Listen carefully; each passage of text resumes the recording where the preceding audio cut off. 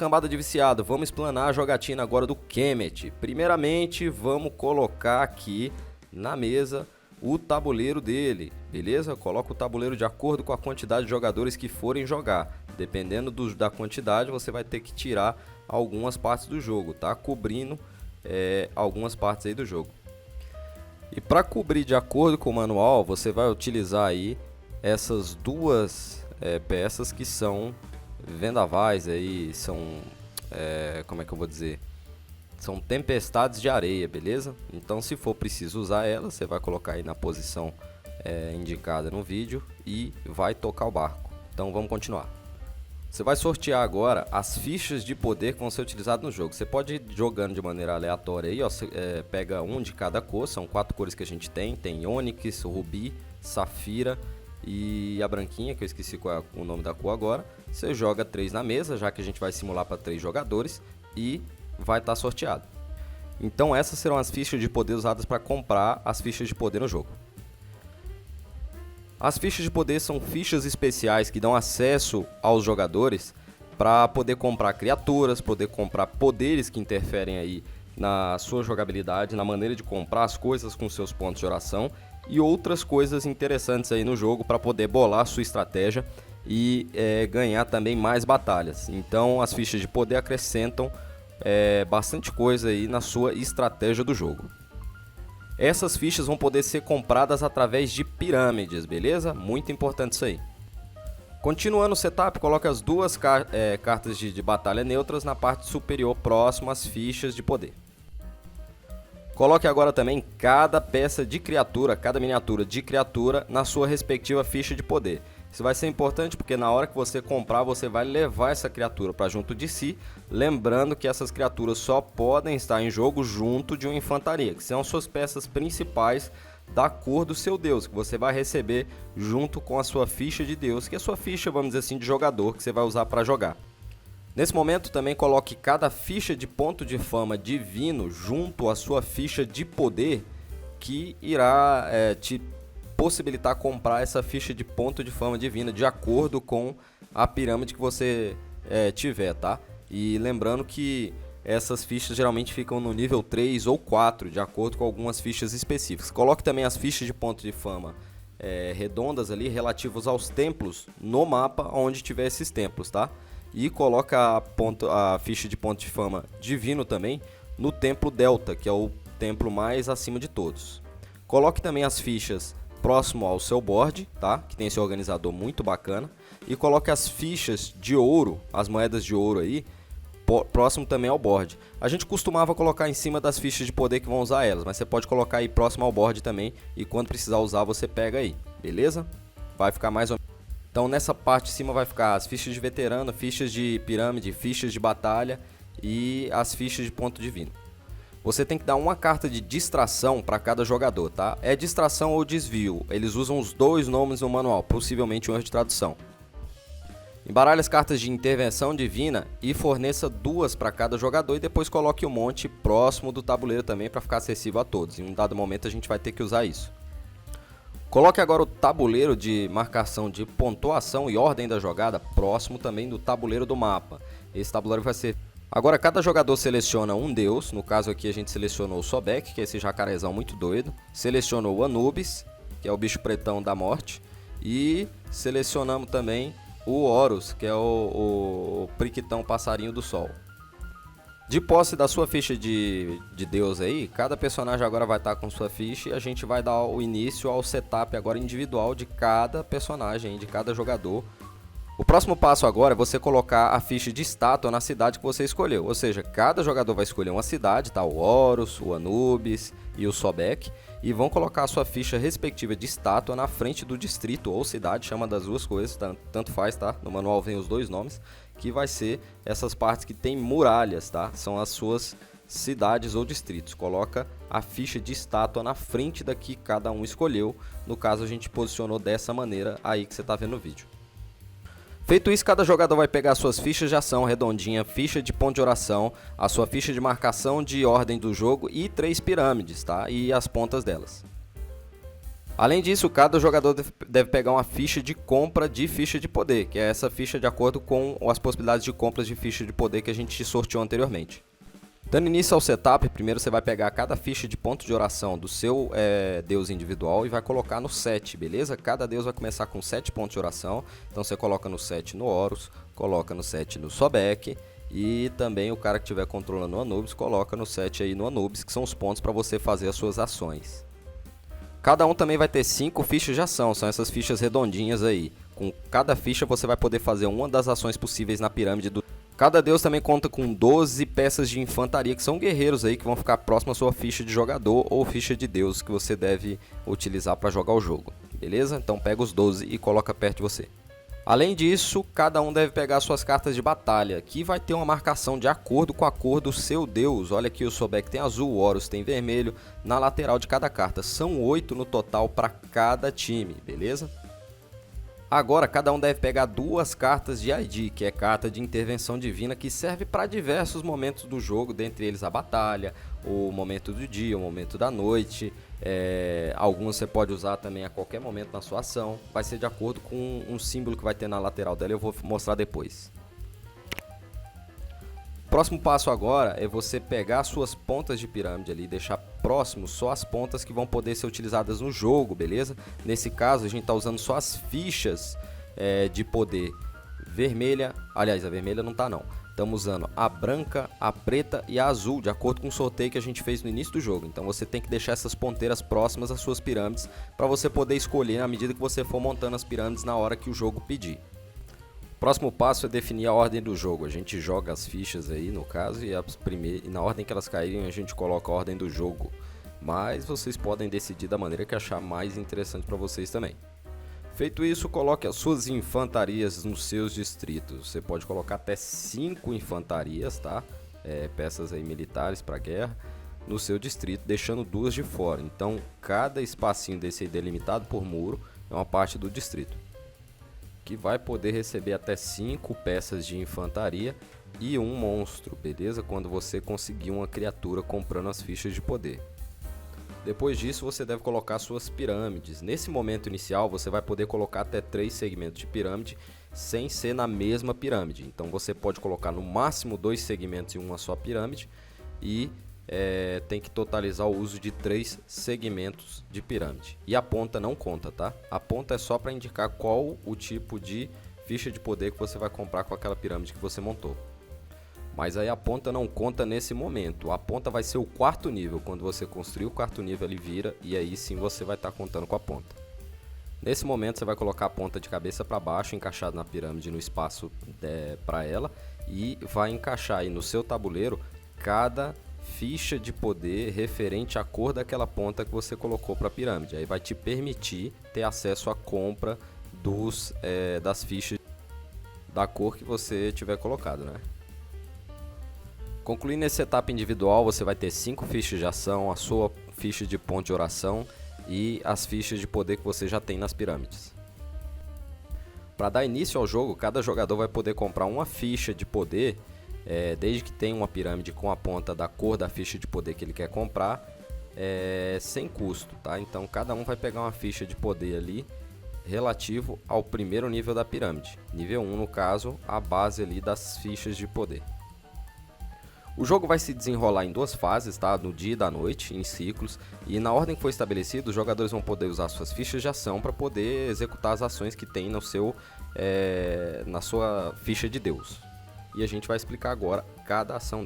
Por último, pessoal, vamos colocar os obeliscos nos pontos em que tem os obeliscos no mapa. Super simples, beleza? Os obeliscos vão permitir que você se teletransporte da pirâmide para os locais que contêm um obelisco. Mais adiante a gente Vale ressaltar que durante o dia vão haver as ações e durante a noite vão haver etapas, que é como se fosse uma fase de coletas, onde a gente vai seguir uma série de etapas e os jogadores vão se beneficiar. Pessoal, o vídeo agora está em loop um pouquinho, porque eu vou explicar para vocês o seguinte, nesse momento, daí para frente agora, a minha voz foi gravada junto com a gravação. Eu vou passar a fazer os vídeos assim, porque dá muito trabalho fazer a gravação em off depois que o vídeo está pronto, só jogando a minha voz por cima com o roteiro. E aí eu vou testar esse novo modelo para ver se fica mais dinâmico e prático para poder fazer as filmagens, beleza? Então, continuo com o vídeo aí. Durante a fase do dia, cada ficha dessa daqui, ó, vai representar uma ação que você pode fazer com o seu Deus, beleza? E aqui a gente tem a trilha de pontos de oração, que é a pontuação de, vamos dizer assim, poder que você tem, fazendo uma analogia aos jogos do Sandy Peters, para fazer as suas ações. Então vamos conhecer cada ação possível nesse jogo. A primeira ação possível é andar, se locomover. Na ação de andar, você vai poder mover uma tropa ou um grupo de integrantes de uma mesma tropa para outra localidade de acordo com a quantidade de movimentações que você adquiriu. Quando a gente fala isso, é porque através das fichas de poder, você vai ter a possibilidade de adquirir mais movimentação de acordo com o que vai estar escrito na ficha, tá? Que vai estar escrito no livro de regras de auxílio para cada jogador, beleza? Lá vai estar explicando o que a ficha que você comprou vai estar fazendo, dentre as quais algumas vão te permitir fazer mais movimentação, ou seja, se movimentar por mais áreas, tá? E vamos ver se eu consigo encontrar aqui alguma de exemplo. Por exemplo aqui, ó, essa ficha que é um monstro, tá? A gente sabe que é um monstro porque no canto superior direito tem um desenho num círculo de uma cobra. Essa ficha, ela tá dizendo ali o pezinho mais um, ou seja, a tropa que tiver junto desse monstro aqui, dessa criatura, ela vai poder se movimentar um terreno a mais, tá? Uma área adjacente a mais, com a tropa toda que tiver com esse bicho aqui, beleza?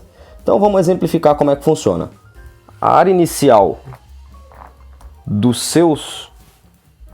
da sua infantaria, ela vai ser essa aqui.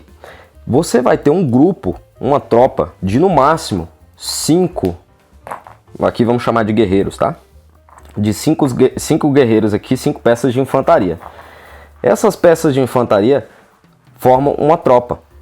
Você pode ter numa infantaria um monstro como parte dessa infantaria, beleza? Então o monstro pode estar associado a essa infantaria. Já já a gente mostra o exemplo com o monstro. E na movimentação, o distrito vai ter essas paredes aqui que criam áreas diferentes, ou seja, essa aqui é uma área e essa aqui é outra área e essa aqui de fora, essa parte com areia, é outra área. Então, para você movimentar a sua tropa daqui para cá, você vai gastar um pezinho lá de movimentação, beleza? Para fora. Não é no rio não, tá, pessoal? É porque tem pouco espaço aqui. Você poderia também movimentar só um, ou 3, ou 4 da sua tropa. Aí fica a seu critério. Você gastou uma ficha de ação para colocá-la no pezinho e movimentar a sua tropa. A possibilidade que você tem é o seguinte: as pirâmides, tá? Ou os segmentos de pirâmides, caso você não tenha uma pirâmide completa, ela possibilita que as tropas que estejam junto com a pirâmide se teleporte ao custo de 2 pontos de oração para alguma área que tenha um obelisco.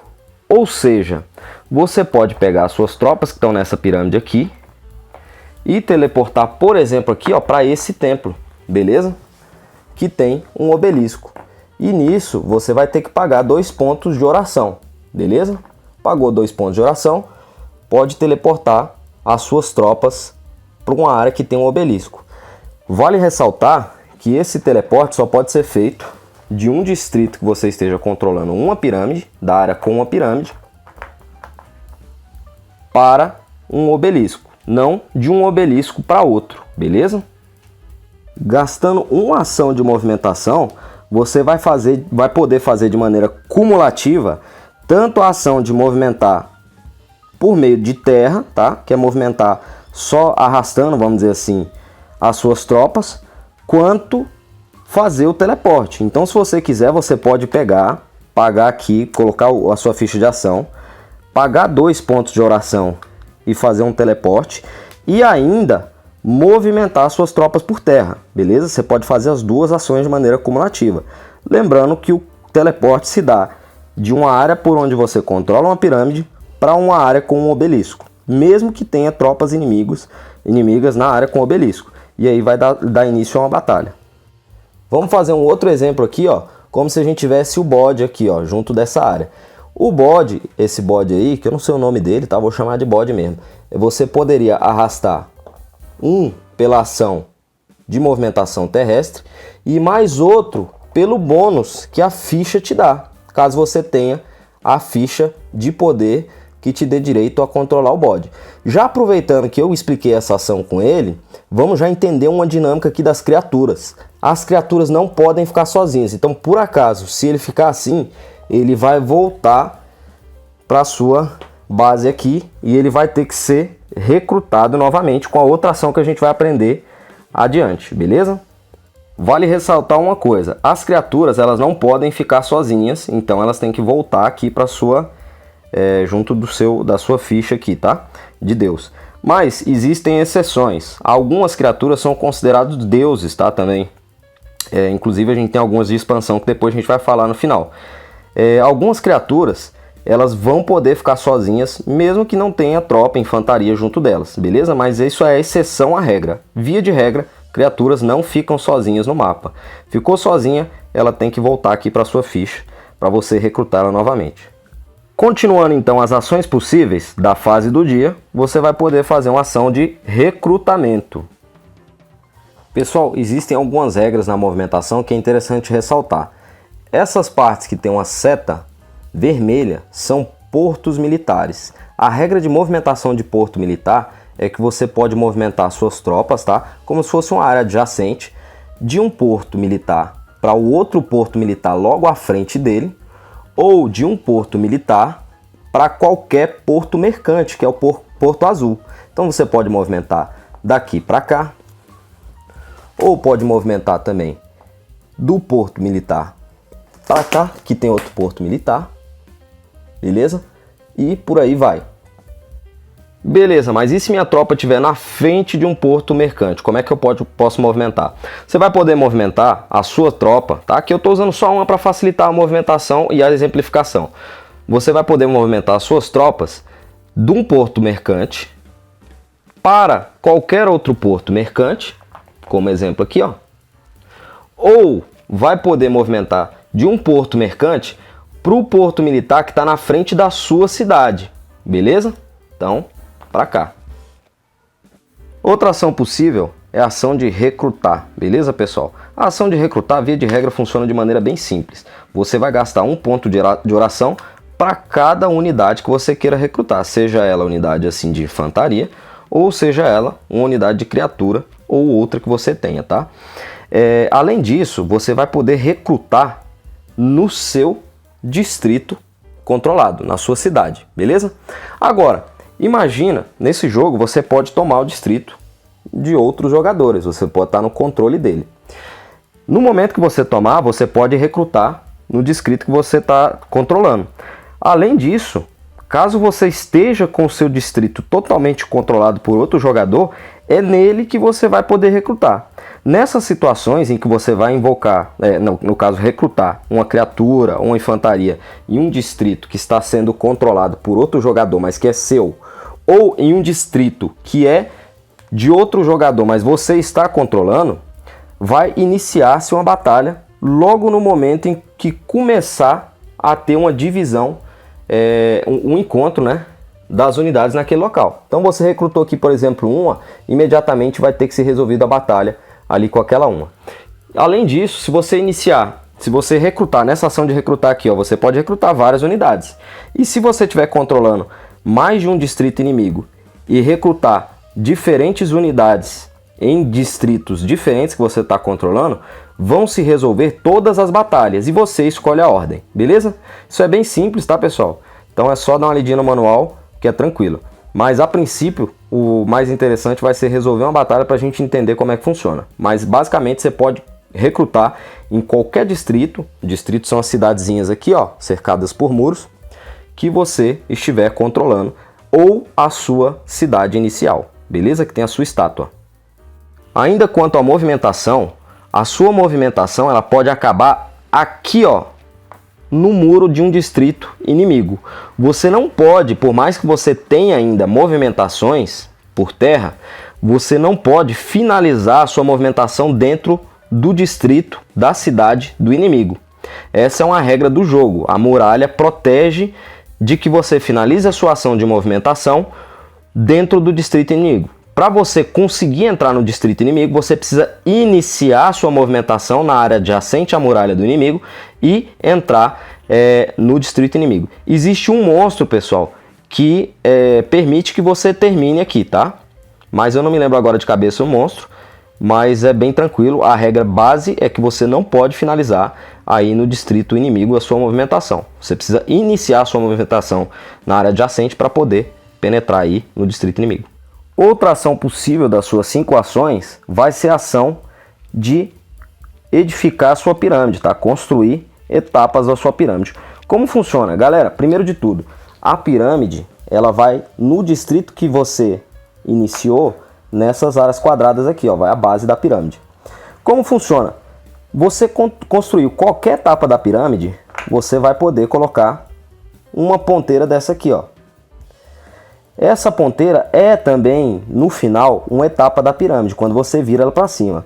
Mas no início, que você tiver só a base, por exemplo, ela vai encaixada assim, para indicar o tipo de fichas de poder que você vai poder comprar através dessa pirâmide, tá?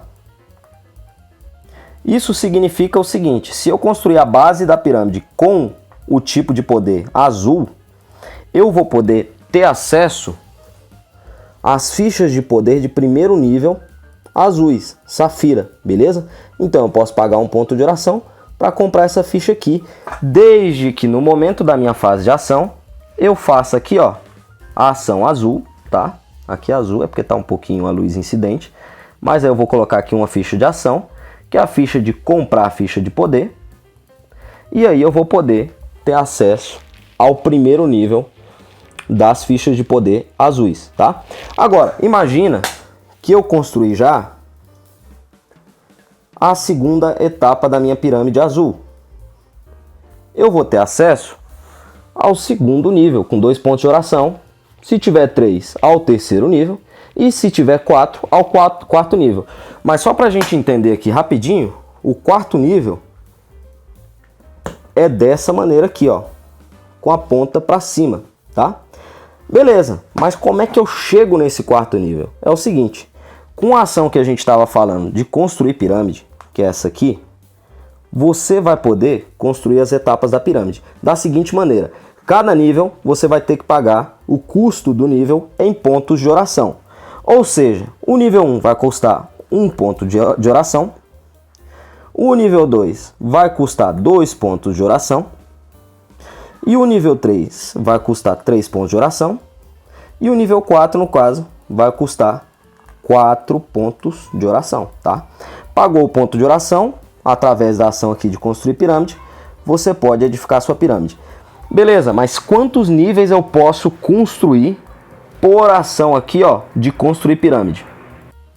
E é o seguinte, pessoal, na ação de erguer pirâmide, você vai poder erguer quantos níveis você quiser. Então, por exemplo, se você quiser, desde que você já tenha alguma etapa da pirâmide, erguer ela direto para o nível 4, você pode, desde que você pague 2, mais 3, mais 4 pontos de oração para levar ela diretamente para o nível 4. No caso aí, você vai pagar um total de 9 pontos. Se por acaso você conseguir controlar uma pirâmide do inimigo, eliminando todas as peças que ele tiver na parte do distrito dele aqui, ó, que tiver essa pirâmide, você eliminou essa peça e passou a controlar essa pirâmide. Você vai ter todos os benefícios dela, que no caso aqui vai ser poder teleportar gastando os 2 pontos de oração através dessa pirâmide, vai poder comprar fichas de poder da cor Onyx, tá? Que é a cor preta. E caso essa pirâmide aqui tivesse no nível máximo, tivesse no nível 4, ela iria conceder um ponto de fama, tá, pessoal? Que é o ponto de fama que serve para dar pontuação final para o jogo, ponto de vitória, vamos dizer assim. Só que tem um detalhe, o ponto de fama da pirâmide é um ponto temporário, ou seja, esse ponto ele pode ser roubado por outro jogador. Então, como é que funciona? O ponto de fama da pirâmide, ele é circular. Os pontos de fama circulares são temporários, não são permanentes. Esses pontos temporários só são seus enquanto você estiver possuindo o pré-requisito para mantê-lo. Aqui no caso, o pré-requisito para manter esse ponto de fama é estar controlando a pirâmide. Essa pirâmide está dando esse ponto de fama. Caso o meu inimigo pegue ela de volta, o ponto de fama volta a ser dele. e você perde esse ponto de fama.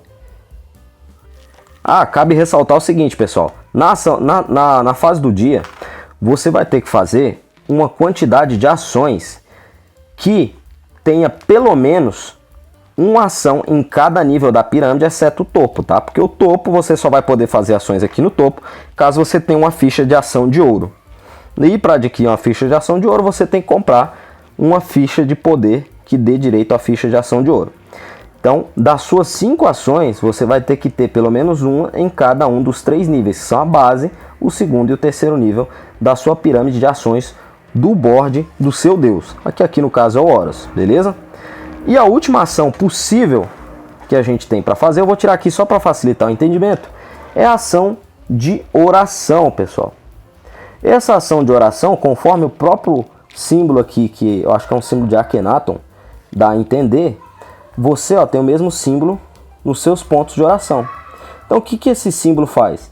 Ele vai permitir que você ganhe 2 pontos de oração para poder executar mais ações aí do seu deus. Lembrando que existem fichas de poder que ampliam o ganho de 2 para mais, tá? Então algumas fichas vão alterar aí o efeito do ganho com a ação de oração. Na verdade, vão ter fichas que alteram todas as ações aqui, acredito que exceto aqui o de erguer pirâmide, tá? Mas tem muitas e muitas fichas de poder, que são aquelas fichas lá, ó, que vão promover mudanças expressivas aí na dinâmica do teu jogo. Concluímos aqui a explicação das ações possíveis durante a fase do dia, mas para a gente concluir com chave de ouro, vamos exemplificar como ocorre uma batalha. Para exemplificar uma batalha, a gente colocou os azuis dividindo aqui uma área com os vermelhos. No momento em que isso ocorrer, a equipe azul vai ter as suas cartas aqui, ó, representando o deus Sobek, e a equipe vermelha, o outro personagem, vai ter as suas cartas de batalha representando o deus Horus. Essas cartas são iguais às 8 para os personagens que você estiver controlando. Só que tem um detalhe, à medida que você usar, você vai ter que colocar casar uma para a batalha e descartar outra. Dessa maneira, cada vez mais o seu deck vai ficando enfraquecido enquanto você realiza batalhas, porque as cartas vão ter ali diferentes objetivos conforme a gente vai ver. No momento da batalha, os 2 jogadores vão ter que fazer o seguinte, vão ter que escolher uma carta de batalha que vai ficar virada para baixo e outra carta de batalha que vai ser descartada e nunca vai ser revelada. Ela vai ficar na área aqui de descarte de cada jogador, próximo ao seu tabuleiro, e eles vão revelar suas cartas junto, tá? Então o que acontece? Além da carta de batalha, os jogadores vão poder adicionar cartas de ID, que são essas cartas aqui, ó. Então, por exemplo, o jogador vermelho pode casar essa carta, o jogador azul essa carta, e eles podem colocar de maneira escondida cartas de ID embaixo da carta que jogaram, e eles não são obrigados a dizer a verdade com relação a essa carta de ID. Você pode colocar quantas cartas de ID você quiser, desde que você consiga pagar o custo. Se houver custo em pontos de oração, você vai ter que arcar com esse custo. Lembrando, pessoal, que as cartas de ID eu não cheguei a falar, mas ela tem um símbolo aqui, ó, redondo no canto superior direito, que vai dizer em qual etapa ela pode ser usada. Essa aqui, por exemplo, não pode ser usada em batalha. Eu coloquei lá embaixo só para exemplificar, beleza? Mas cada símbolo ele vai te dizer em que momento você pode usar. Essa aqui, por exemplo, é uma carta que pode ser usada na fase do dia para te ajudar a recrutar, tá? Então ela não pode ser usada em batalha. Mas nós vamos ter cartas, por exemplo, como essa aqui, que tem o símbolo de batalha e pode ser usada em batalha. Atente-se sempre ao símbolo que está no canto superior direito, que vai estar sendo descrito na lista de ajuda ali, na ficha de ajuda individual de cada personagem. Então eu não vou citar todos aqui, porque você vai ter nessa cartilha de ajuda, tá? Para ver se ela pode ser jogada na etapa que você quer. No caso, as fichas de batalha vão ter esse símbolo que você está vendo aí na câmera. Então o jogador vermelho pode de maneira escondida colocar aqui quantas cartas ele quiser. E o jogador azul também. Você não precisa falar a verdade. O jogador pode te questionar. Você colocou alguma carta de ID? Você pode falar não sei, ou você pode falar sim, e mesmo assim não ter colocado. Então você pode blefar, beleza? No momento em que as cartas forem viradas, você vai verificar que o seguinte, essa espadinha aqui é a pontuação de batalha. que significa isso? Cada ponto desse aqui da espada, somado com o ponto de batalha das suas tropas, onde cada unidade de infantaria é uma espadinha, tá? Vai contar a pontuação para o ganhador da batalha, beleza? Então, por que a gente fala isso? Porque nem sempre o ganhador da batalha é o que vai sair mais ileso. O que vai promover de fato as baixas, tá? Vai ser esse símbolo vermelho aqui de sangue, ou em alguns casos, um símbolo preto de sangue. Por que preto e vermelho?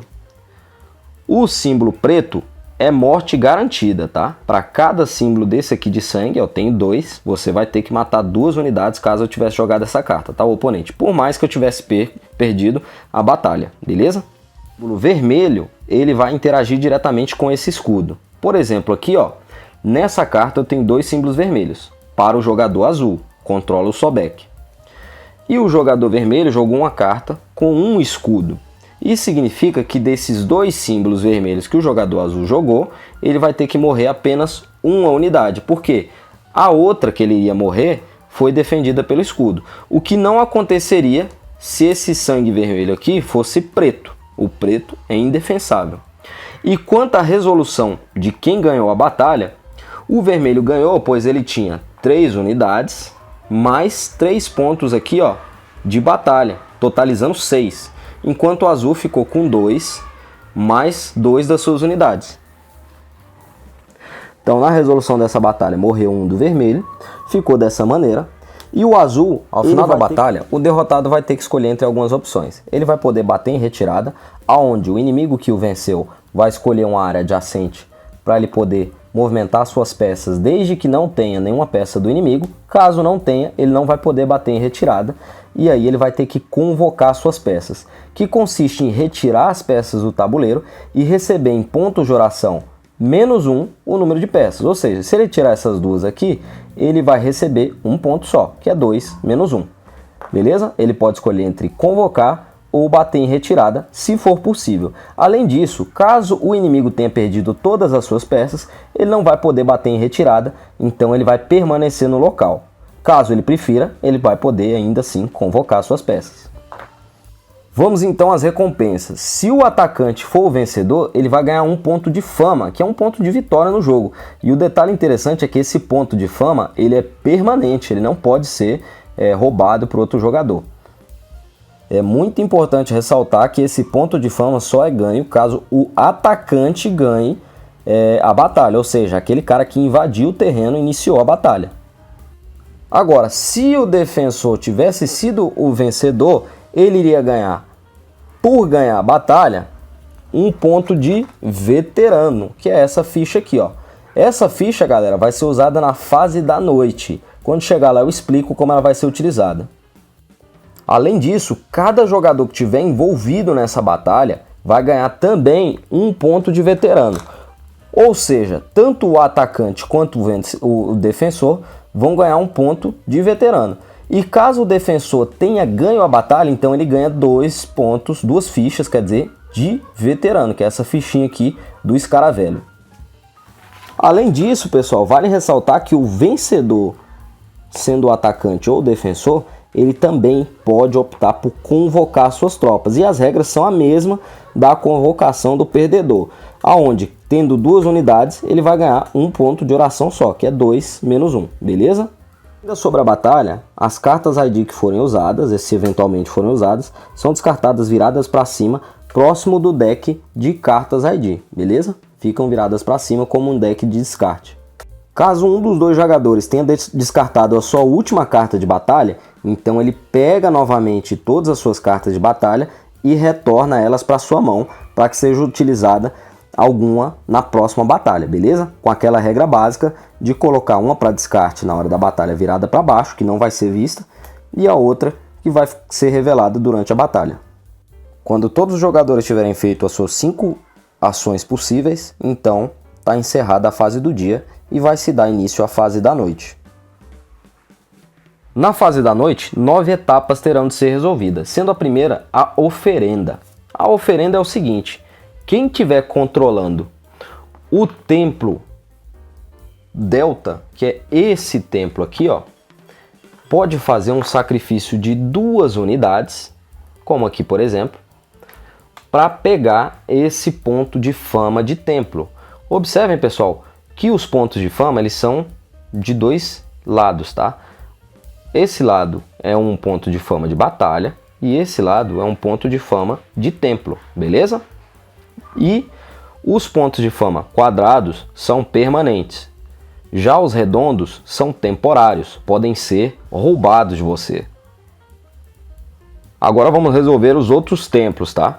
Caso um jogador só esteja controlando esses 2 templos aqui, ó, ele vai ter 2 pontos de fama temporários.